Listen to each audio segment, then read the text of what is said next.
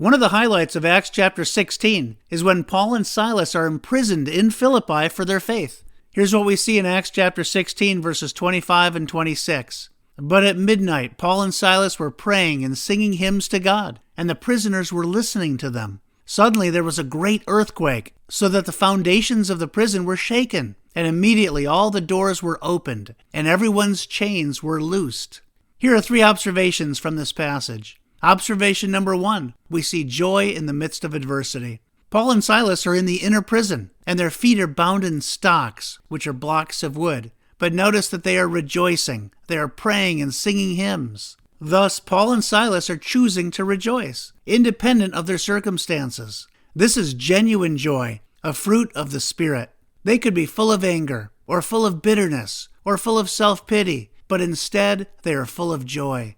Paul later writes to those in the church that will form in this very city, and he exhorts them with the following words in Philippians chapter 4, verse 4, "Rejoice in the Lord always. Again, I will say, rejoice."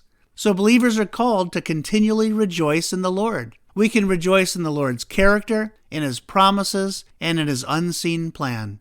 Observation number 2, we see the impact of genuine joy. The other prisoners are listening to Paul and Silas as they are praying and singing hymns of praise. They are undoubtedly impressed by their joy in the midst of adversity. Paul and Silas are not experiencing happy circumstances, but they are experiencing inward joy, and it's most definitely impacting those around them. Observation number 3, we see God's intervention. In the context of Paul and Silas's profound joy, God intervenes in a special way. There's a great earthquake that happens to open the prison doors and loose everyone's chains. It's almost as if the freedom that Paul and Silas have been experiencing is now being offered to all who have been listening. You too can be free. A few verses later, the jailer himself falls down trembling before Paul and Silas and asks what he must do to be saved.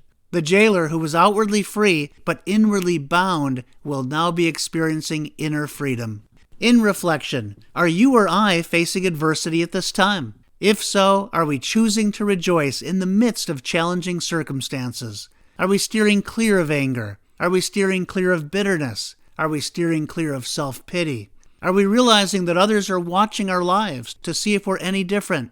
And lastly, are we open to the possibility of God working in a special way to bring others to saving faith? May God cause us to shine in the midst of adversity as we choose to rejoice. Thanks for listening.